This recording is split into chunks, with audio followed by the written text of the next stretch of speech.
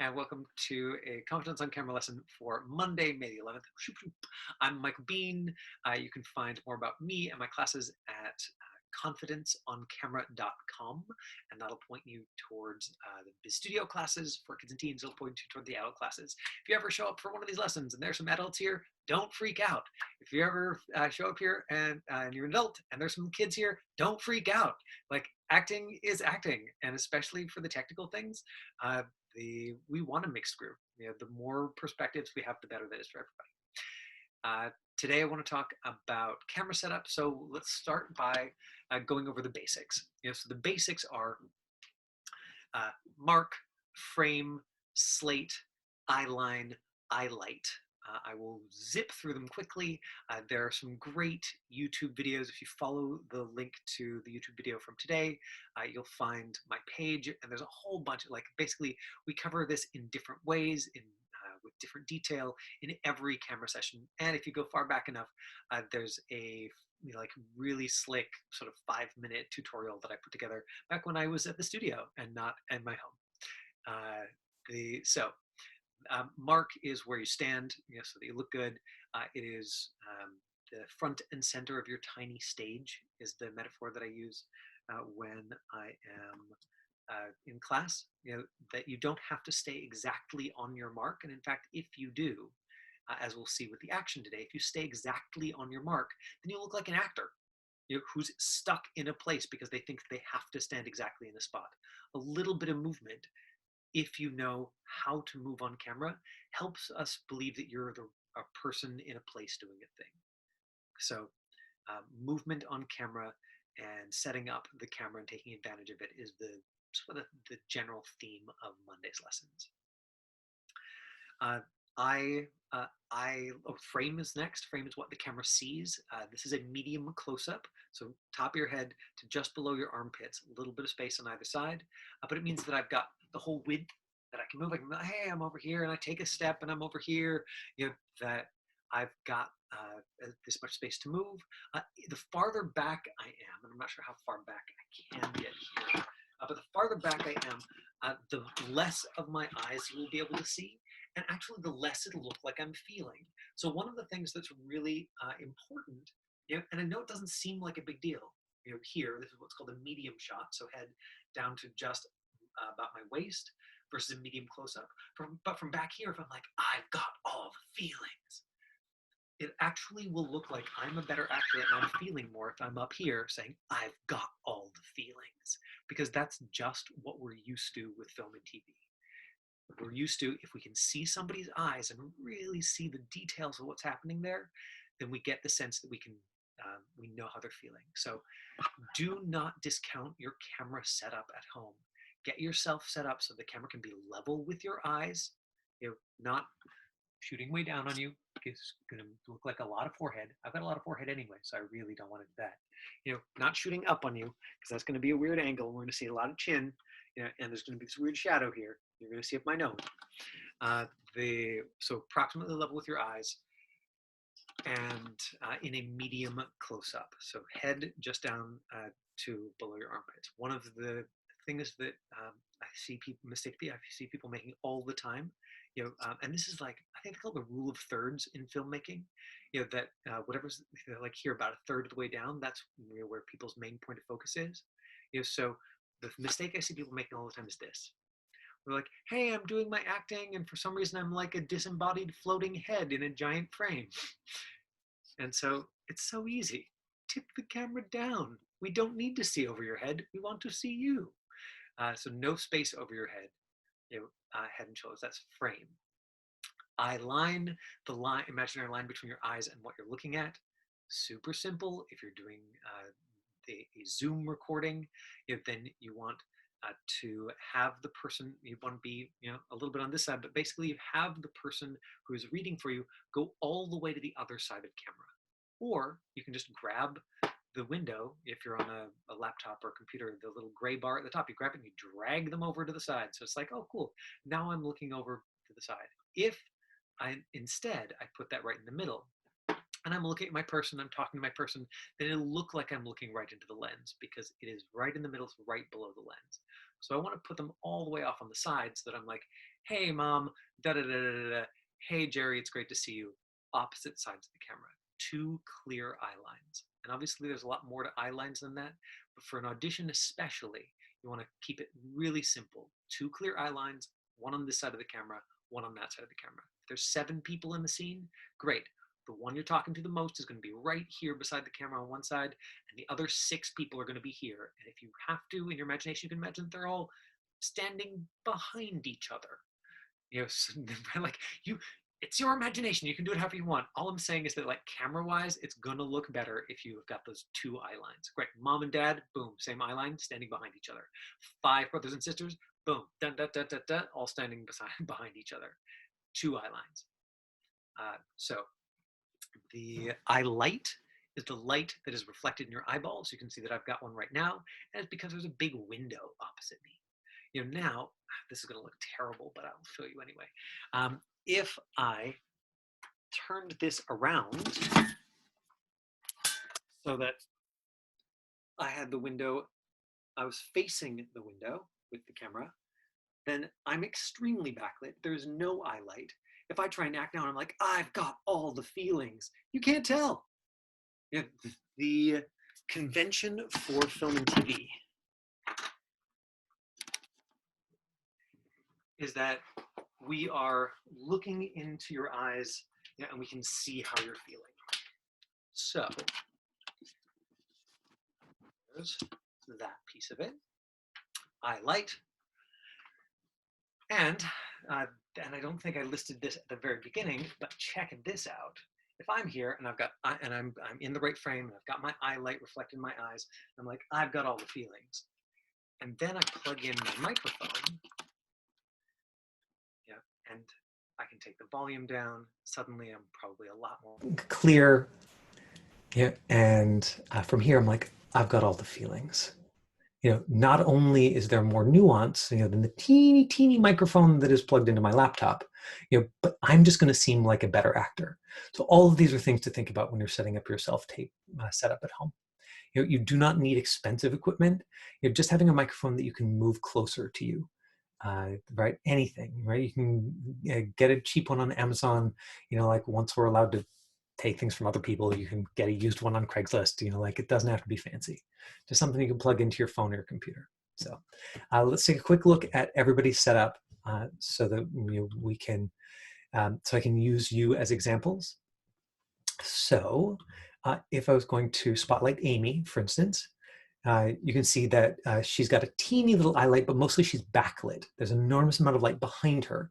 So if she was doing this for self-tape or setup, she would want to have the window, looks like there's a window maybe like beside and behind her. She'd want to turn the entire computer so that the window was behind the computer.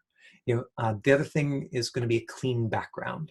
Figuring out, you know, where she can do that in her house, somewhere that's got like a big window that she can put the computer in front of, facing her, and then a blank wall behind her. Because right now I'm like, ooh, look at all those Post-it notes and cool family photos. You know, if we switch to looking at, is it? I have no idea how to pronounce her name. Will you tell me how to pronounce her name? Mighty, Mighty. Mighty. Mighty, thank you. So great eyelight. I mean, look how well lit she is compared to her background. So I assume that there's like a big window that is behind your computer. Is that? There we go. Good. So she's got a little ring light. You know, again, not a super expensive thing to purchase on on Amazon. You know, probably a useful or a worthwhile investment. You know, I like natural light because it fills things out. You know, and then if so for this setup, you just want to tip your camera down so that you're in that medium close up without the space over your head. You know, and probably you'd want to like throw a piece of fabric or something over top of your closet. You know, because right now that's the only thing that's distracting the background. Is if you were recording an audition, we'd be like, hey, look at that striped sweater. She's got lots of cool clothes. And we don't want to be doing that. You know, if we look at Maddox, you know, we've got a like beautiful, clear, clean background. You can see the focus entirely on Maddox. No eye light though. Like no light reflected in his eyes. And in fact, like a pretty harsh shadow on one side of his face. You know, so probably that's just because he's joining a lesson and isn't set up for recording, like, because Maddox has done these for me before and knows what he's doing, right? Hannah, right? Nice clear background. We've got the eyelight. She'd want to play with the camera, to see if she can get the exposure, to be a little bit more flattering. If there was more eyelight, we would see more of the acting. So she would want to like find maybe a desk lamp or something and put it right behind the camera if the window's not quite enough. Ava's is a great example of somebody who's backlit. So there's a lot of light behind her. So she's very dark. Instead of having the light behind the camera so that it was reflected in your eyes. Do you see what I'm saying, Ava? Yeah, so that's the way you'd want to set up. Now, Raven's been doing this for a while, so she's got her all set up, and she's got the nice clean blue background, and she's got an eyelight. The little bit of highlight, but you probably want to go grab, one of your mom's softbox lights if you're recording. Luciano is again backlit, so there's lots of light behind him. He's got an enormous space over his head, so you'd want to like adjust the medium close up and change that. So there we go. There's your like quick overview of how to set up the camera. And I think it's worth coming back to because casting directors in our past couple of casting director sessions have talked about how important it is. And the last week I showed you the clip from Tiffany Mak saying, the one thing for self-tapes, lighting. Really important in terms of helping us feel the character. Now, let's look at Desa. Oh, I've got exciting news for you. Corinne Clark of Clark and Page, who are one of the busiest casting directors in Vancouver, is going to be joining us this Friday from 1 until 1:30. So like super exciting. That means that as of this Friday, 6 of the 9 casting directors, film TV casting directors in Vancouver will have joined us for these free lessons. So I'm super stoked about that.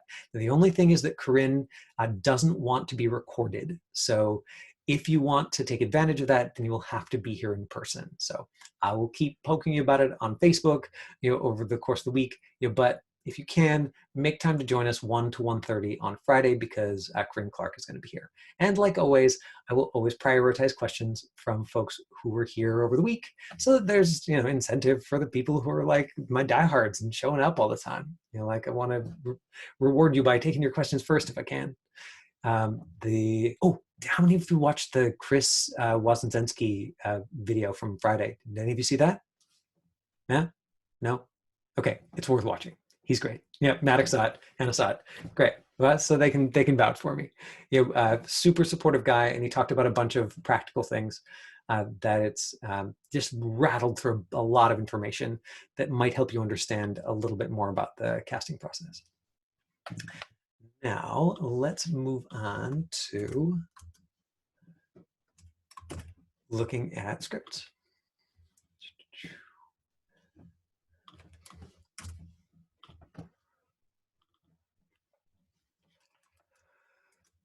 So this script is from The 100. If anybody's not familiar with the show, it's set in the future. There's been like a nuclear war on Earth, and there's like a few people still alive in a space station, and they send down, I think, these 100 people to the surface to see if it's habitable. And so there's it's been going for quite a few seasons, at this point. I believe they've wrapped it up. But this is from The 100. Interior cave day. Now, what we're looking at today is not all of the script analysis things or all of the like how to feel the feelings. What I'm interested in for our camera lesson is how are we going to use the camera? And there are, and what are they asking you physically to do? Now, quick hand, because I've hit this, I think, every week. Does anybody remember? It's like when you see physical action in a script, there's like 2 things to try. I always recommend first try this, and then try that. And it's pretty straightforward. Does anybody remember? What's the first thing that I recommend trying? Yeah, great. Raven, you have to unmute yourself. Try exactly what it says in the script. Try exactly what it says in the script. Like, even though it feels weird, just try what it says in the script. And then if that doesn't work for you, or it just feels so weird that you're like, no, I can't do it. Nah. What's my recommendation for like what to try next? Anybody remember? Yes, Maddox, perfect. Try to do some of them. And just and adjust it so that it's outside the frame, right? So the so that progression is like, just try it exactly like it's written in the script, and then okay, cool, I'm not going to do it exactly like it's written in the script. Instead, I'm going to adjust it so it's outside the frame, and then you can the third thing is that you can completely alter it if you need to, as long as you keep the story. So that's the progression that we're going with. Now, in here, we've got Desa stands frozen in horror, looking at a guy in a bear trap. Lines, lines, lines, grabs the man's other leg and drags him deeper into the cave. Okay, right. So it's written into the script, and you'll see. I'm going to show you Raven's first take, where she didn't do it, and then I'm going to show you the second take after we like workshopped it in detail, so that on how to do that physical action. Then we've got some of these, and this is kind of more of something from our Wednesday story lesson, but I think it's worth looking at just because of this script. See this here. Ellen sees the fear in Desa's eyes. This is the kind of note that you would get in a novel. In real life, no matter what my eyes do, like my eyeballs actually aren't going to, I mean, maybe like there's a little bit of fear there, but my eyeballs aren't going to do a whole lot.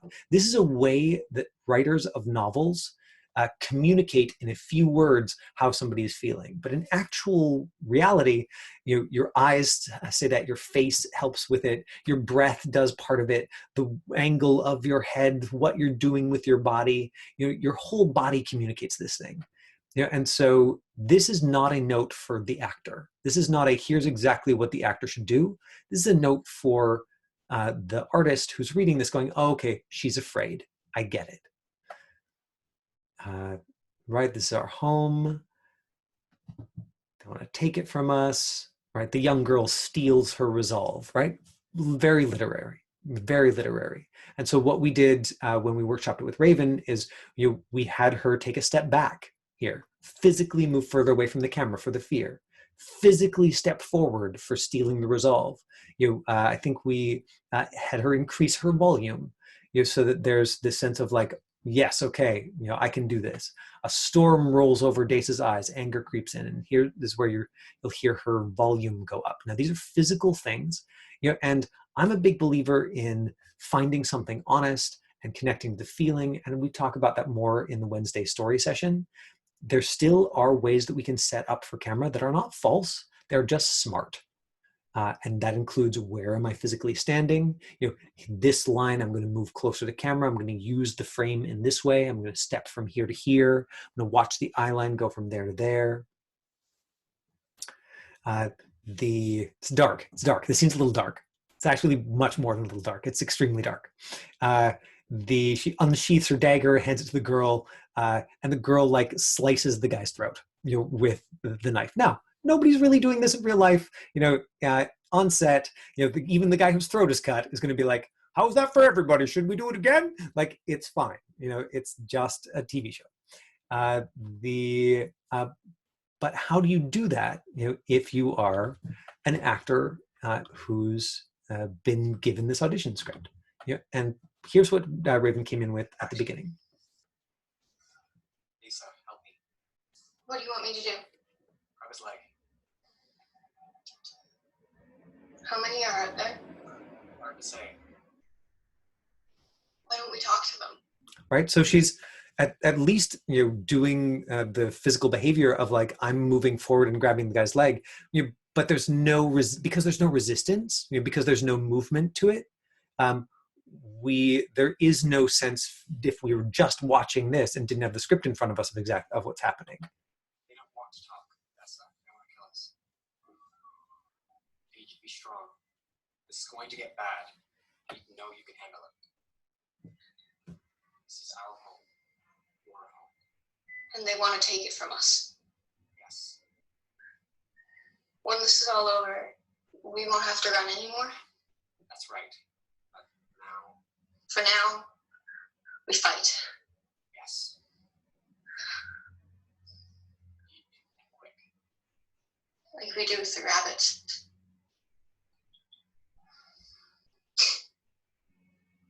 You go in place to hold on. This is my home.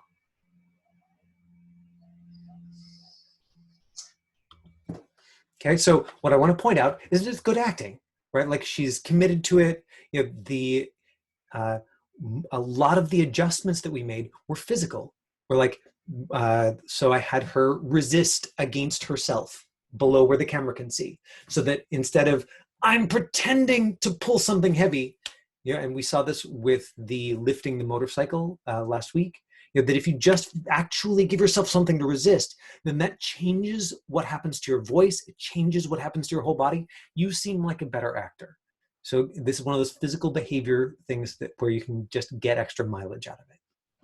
You know, so had her resist against her own body when she was, you know, pulling the leg, had her step back, you know, had her come back forward, had her again like resist against her own arm, you know, when she's supposed to be cutting the guy's throat. As long as the camera doesn't see it, touching real things is likely to read as more real. It's also likely to affect you more. You know, and so let me show you the second take. Lisa, help me. What do you want? Right, so you see her arms physically wrapped around herself. She's further back from the camera. She doesn't have to say, you know, I'm afraid or this is weird, you know, with just her eyeballs, because we get it in one before she even talks. We're like, whoa, something's going on that she is not happy about, you know, because we're using physical behavior to tell that story. I do. Grab his leg. Right, the time she takes getting up there tells you how she feels about it. She doesn't have to magically do something with her eyeballs. Instead, we're like, well, she clearly is not crazy about this idea because look how slowly she's walking up. How many are out there? Hard to say. Why don't we talk to them? They don't want to talk, Desa. They want to kill us. I need you to be strong. This is going to get bad. I need to know you can handle it. This is our home. Your home. And they want to take it from us. Yes. When this is all over, we won't have to run anymore. That's right. But For now, we fight. yes.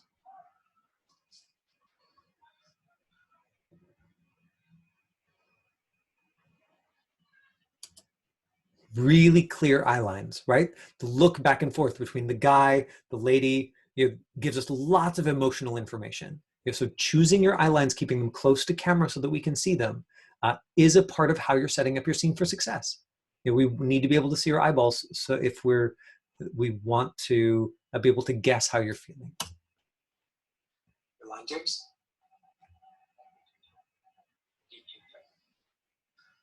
Like we do with the rabbits.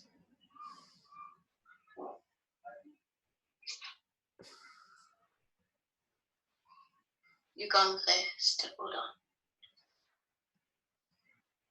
This is my home.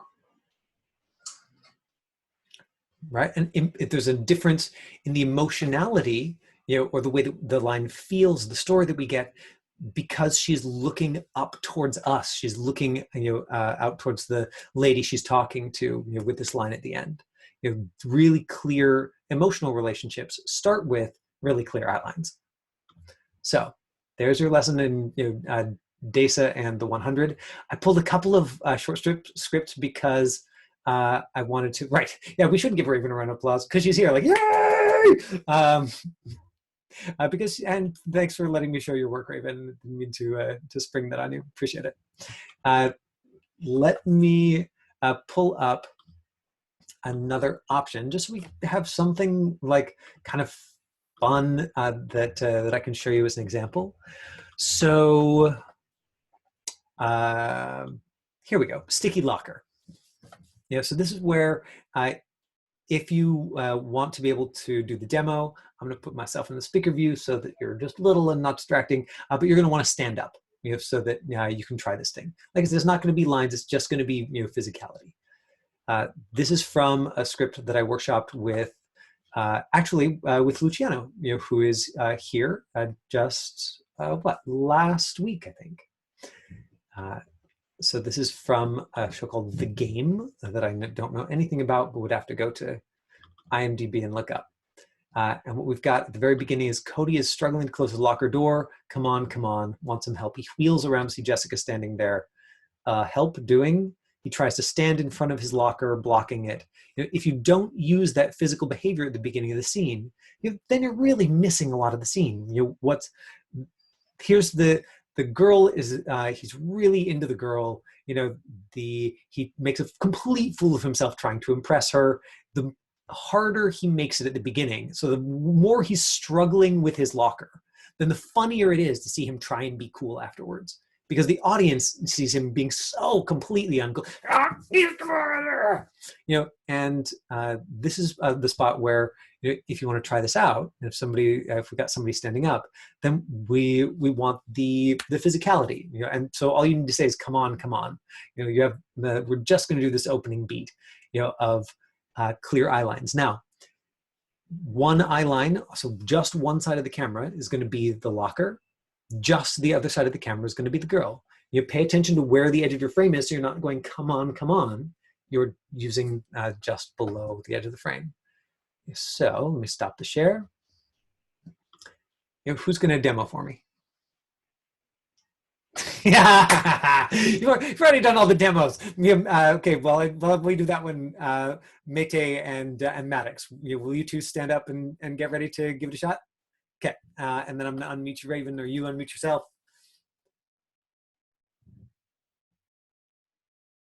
Raven? You're not set up yet. Okay, good, there you go. Right, so so this is a comedy, this is a broad comedy, so the more you struggle with the locker, the better. Pick the eyeline that's going to be the person who you're excited about, and the eyeline for the locker, and stand by, and action. More struggling, more, and just say, come on, come on. Come on, come on. Hey, do you need some help with that? And you quickly stop. Huh? Yeah, exactly, perfect. Mete, you ready? Okay, so just struggle with the locker as much as possible, but keep it down below the frame. So where the camera, so down a little lower. See how I can see your hands right now? And if we can't see your hands, we need to not be able to see your hands. Lower, lower, lower. There you go. Good. And so pull hard against your hand so that you're giving yourself something to actually resist. And the more you go for it, the funnier it is for us to watch you struggle. Okay, stand by. And action, go, struggle. Come on. Let's pull, pull, pull, pull, pull. Good, and see how you're bringing your hands up into the shot where we can see them? So you're giving away that it's fake, and you need to keep them down below where the camera can see. Lower, lower, lower, lower, lower, lower. Yeah, waist level. They're never gonna come above waist level. Okay, do it again. And action, pull, pull, pull, pull. Come on. Pull, pull, pull, pull, pull. Now say the line while you pull, so that the resistance affect your voice. Say it, say it, say it, say it. Give me the line.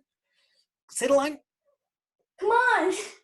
Yeah, good. And if it feels weird, you're doing it exactly right. Good. Now, Maddox, can you do the full comedy version of this? Can you get your foot in there on the locker, and just even if you fall over a little bit, how far can you go trying to get this locker open, without us seeing that you're not actually touching a thing, right? So we're seeing something a little different than we've seen for the rest of them. Just make sure you're unmute yourself. Okay, ready? Stand by, and action. Good, more sound. Come on, boy. Hey, you need some help with that? Perfect. Now, this is, again, more of a story lesson thing, but let's do it again, Maddox. And make even more sound, right? Because the more ridiculous you are, the more we can laugh at you. And we'll play with a quick flip. So comedy often involves like a very abrupt shift from this feeling to that feeling, because it's so much about surprising the audience. So when you see the girl immediately, go too far with like, ha, nothing's wrong, I'm fine, right? Give her a big smile, just like give me a very quick flip, and we'll see if, even though everybody knows it's coming, we can get a laugh out of some of the people watching. So start struggling, lots of sound, and action.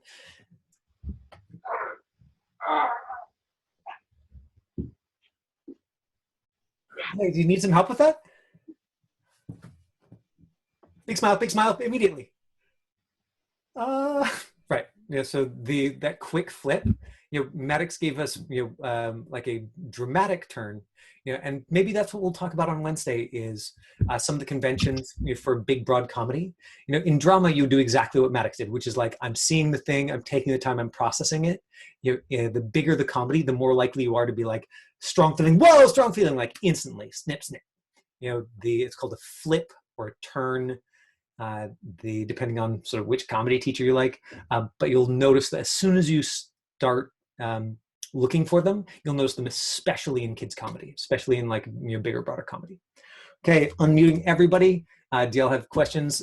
Anything that I have said today that you want a tiny bit more detail about before we let you out of here? Okay, thanks for making time. Tomorrow we will be talking about confidence. I am still waiting to hear back from my #1 choice of guest, who is a young student of mine, who has gone from like never working on film and TV to working as the lead on a television series the last year. He spent a bunch of weeks in Toronto. Wednesday, we're going to be talking about story, and I'll go over some of those conventions of comedy. We'll go over a couple of comedy scripts. Thursday, we're going to talk industry things. Still trying to find out details for you about like what's coming in the future of the film industry, what it might look like going back to work, and get some of the folks who actually know to talk to us. And I've got a lead on that. And Friday we have Corinne Clark. Woo! So that's it for us. Thanks, everybody. Thank you. Thank you. Bye. Bye-bye. Bye.